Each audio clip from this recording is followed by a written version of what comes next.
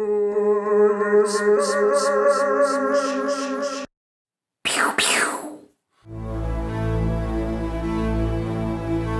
guys, you're listening to Bullet Sponge, and this is Captain Molly. I just wanted to take a bit of time to talk to you about Dayz Standalone. Maybe get some other bits and pieces. The video you're watching it's just something I lost audio for. So enjoy this. It's me just being an idiot and going lone wolf with ridiculously rubbish weapons.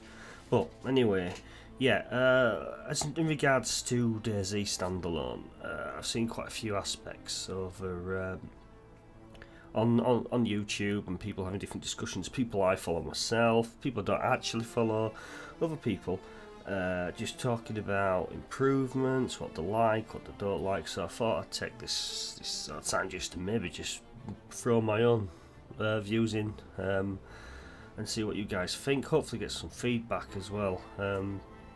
So let's get into this. Basically, Dayz Standalone. I thought it was going in the right direction personally. I think a lot of guys are just sort of like holding on to the golden thread that someday is just going to turn it around and clickety click, it's back and as good as people want it to be. Personally, I think at the stage it's at now, it's repetitive, it's boring. There's not much survival in it. The only survival aspect is you're running away from glitchy zombies and you're running away from other players, and that's it. Maybe getting a bit of food and finding weapons. There's not a lot in it depth wise, you know.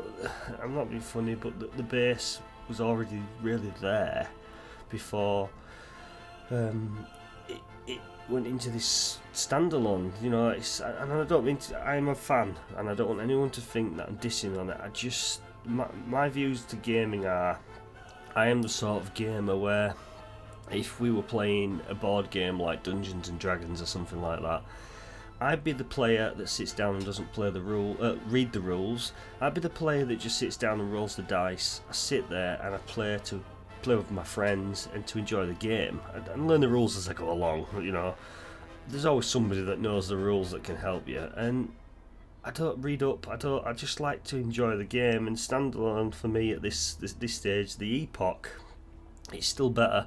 And I know the modding community's got lots of different ideas coming in from everywhere, and I know Rocket's doing the best he can, and they're changing the engine and everything, which hopefully will do it some good. I just think you hear a lot of people talking about they should fix the little things, and they should fix the glitchy zombies, and concentrate on the small things.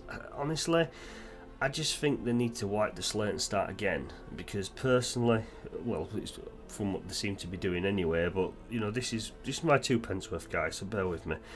The survival aspect of things, I think there should be more animals out and about, especially out towards the wilderness where you get less zombies. And I'm not talking cows and sheep, I'm talking dangerous animals, like wolves or packs of wolves, bears, and even stuff that, this is ridiculous as it sounds, stuff like elephants. Just a random elephant might just be walking by, it might not be dangerous, it might have escaped from a zoo, or I know it sounds silly, but just things that think outside the box, because in the zombie apocalypse you don't really know what's going to happen. Nobody does. All you know is that your life's in peril, and I heard another guy, a guy that I follow, Tony Moore. If you ever get the chance to click on and subscribe, do so, guys. He's really good. He was talking about weather and the jeans and t-shirts aspect of, if you went out in the rain, you could get hypothermia, and little things like that should be taken into account. If you go out in the pouring rain and you've got just pants on, the idea of that, I know it's a little bit too in depth for some people, but it's an aspect. It gives you something to worry about. And standalone at this stage for me, there's nothing to worry about. all you're worrying about is just basically it's just to shoot 'em up against other players. It's a death match. That's all it is, with an added case of survival in between. And then, you know, there's a lot more other aspects you can go into. The seasons, I think day and night should be statutory to the game. I don't think you should be able to turn it off. The nighttime aspect for me is a great amount. It can add a great amount of fear and a lot more depth, whether you're attacking or defending your base, whether you're trying to sneak into a city through the street lights, and just the aspect of the nighttime, you know, creates fear, and fear in a game like DayZ is a must for me. The other such things is eating. I think sometimes on DayZ you eat a bit too often. Not so much drink, but you do eat a bit too often, and I think that they need to balance that a little bit. I think if you should be eating more, say if you've had a more active, if you're building a base, or if you've run you've done the marathon simulator on the game, and then, you know, the drinking and what have you, or maybe your average person would eat 3 times a day, so maybe you'd eat 3 times a day or in a cycle. But that brings me to the day and night cycle. You know, with the day and night, I don't think day and night should be as it is 12 hours. I think it should be like rotated every maybe 3 hours, something like that, for people, you know, because when I play in the UK and I play in most of the day and night servers, they go to Greenwich Mean Time, so by the time I get home from work or whatever, it's dark, and all I really ever see is the dark servers or the getting to the late night servers. Sorry guys, I'm just laughing because on this part of the video I got glitched, and I've cut this down, but I spent quite a long time trying to get out of it.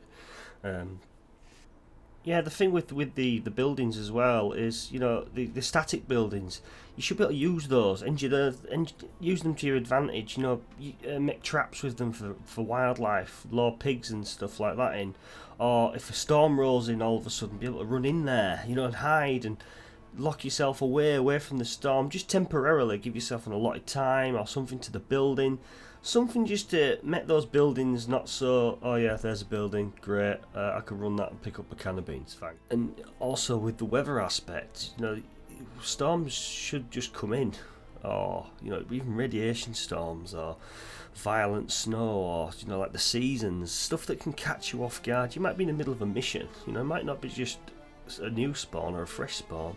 You might be in the middle of a mission and then a snowstorm comes in. Something like that would change the outlay of an attack on a base or you defending your base. It would give it more depth. In regards to that, the building aspect of things, I think it's too easy to build bases, especially with the traders and with all the AI missions and stuff. You can see this is our base on the episodes that I put on the Bullet Sponge, and you know, we've acquired a lot of this, but there is 7 of us in total, and it makes it a bit too easy. And I think if you, in the building aspect of things, personally, I think if you had to build a wall or a tower, it should take more than one. There should be it should encourage people to interact. So come on, Lucifer, or come on, Third Leg, I need a hand. It needs 2 people to build this wall, or it needs 4 people to build this other wall. So you can't get these massive colossive towers that were just basically built for sniping and killing passers-by. You know, it might stop the idea of shooting on sight, encourage people, look, especially like the lone wolves can only build so much, but it also encourages maybe the lone wolves just to have these little hunkered down bases, you know, something you just like a dugout with a lid. You know, that would do for me, as long as I could keep it out of sight, out of mind, and I've got somewhere safe to store things. You know, the other things are maybe start as a random. Why does everybody start as a useless civilian? You know, or with the modded servers, why does people start with guns and stuff like that? Why can't you start as a policeman? Or, you know, a policeman might have a car, he doesn't have a weapon, but he starts with a police car, or a doctor who starts with lots of medicine, or an engineer, or a lumberjack, or, you know, just start with something that gives you a skill, that gives you a bonus, but not something that gives you a massive advantage over other players. or it gives you something that you can help other players. You know, if you're a lumberjack, you could, you know, it might only take you a few minutes to cut a tree down, or if you're a soldier, you might run that little bit faster, you might be able to reload a little bit faster, you know, just things that give you little attribute boosts, not massive, so it doesn't turn the tide, but it does help. And then, I know I mentioned building materials, and as you can see in the video here, I was just about to log with 4 minutes, I think about 4 minutes before restart, and a weapons crate landed right outside the door, so, you know, I topped up basically. Yeah, with regards to the building and the traders, I think the traders do make even the epoch, and I hope they don't pull it to such extent into the standalone as much, because the traders make it too easy to get helicopters, to get, especially with the currency system. I think traders should have set stock that rotates or maybe replenishes up by time or even days.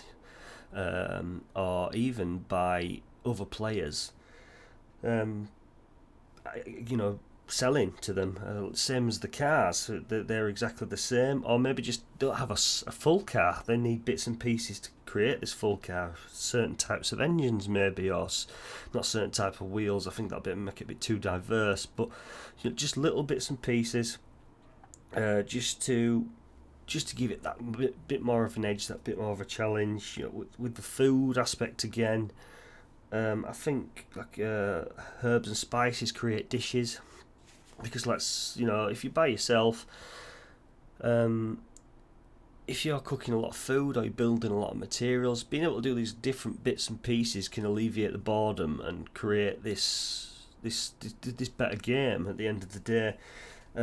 And you know, where I said with depression, in the real life, if you spend so much time alone, you may get a bit too depressed or get psychological issues, and I think that aspect of the game would be good also, just having these little highs that pick you up, you know, being able to spice up your food a little bit. No one just eats a raw steak or whatever. They might do, you know, Bear Grylls, he might eat his own piss, I don't know, I'll drink his own piss, but you know, the idea of that, to me, it makes it that little bit more, makes it that more in depth, rather than what you've got at the minute where you just eat a can of beans. You know, why can you not mix that can of beans with something, and it doesn't do anything for you, but it might make you that little bit happier, alleviate depression.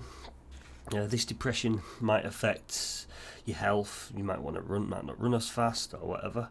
You know, just silly things like that, and that the cities, or there should be like Chernarus or Electro or whatever, they're not built up enough for me, and I know it causes lag and frames drops and stuff in the game, but I think that if we had a few taller skyscraper type buildings, it'd stop people just being able to snipe people from anywhere. And you know, you can be running through the middle of Chernarus and get sniped from pretty much anywhere really, unless you're tied to buildings. The other things are the standalone is basically just to shoot them up. That's all it is. It's you get in, you collect a few bits and pieces, and the aim, in my opinion, as it stands, is just people just getting in to kill other players. There's no reason why people need to react, except for the people that have this moral high ground that they are a better person because they stop and say hi. There's nothing to stop you just going, yeah, hi, I'll say hi back, and as soon as you backstand, I'll shoot you. It doesn't make you a bad person at the end of the day, it's just a game. But if that's the way you want to play, that's the way you play, you know, that's fine. But I think it would be a good idea to force this interaction. People just can't have bases and just can't get the vehicles they want. They need the help of other players, and that would create these chains and help these people, you know, bond as such, and get a little bit more trust between players, and not just friends. You know, we're talking strangers. I play with a lot of strangers, and that become my friends over the years. And I think that sort of things would help, especially like the seasons, especially in a snowstorm or whatever coming in, could change the aspect of the game considerably. And just the ridiculous things, like I said before, an elephant. You know, there could have been a zoo in one of the main towns or cities, and they might be free. The local river may have a lot of indigenous life, like crocodiles and things in it now. You just don't know. It's just, I think they just need to think a little bit outside the box now. Yeah, and on that, guys, you know, it's with the zombies again. You know, for me, they can remove the zombies for now, bring them back obviously, but get the zombies right first before you add them. You know, I know the game's pre-alpha. I know everyone's going to be shouting and blaring and saying, you know, it's not even in full production, whatever. I know this, but you know, this is what a lot of people are saying. Why are they doing this these days? Is it just to accumulate money? They're not backing themselves up. So I'll hold it at that, guys. I could go on for a lot longer, but if you know, leave some comments, guys. Let me know what you think. It's all open. So stay sexy, guys, and look after yourselves.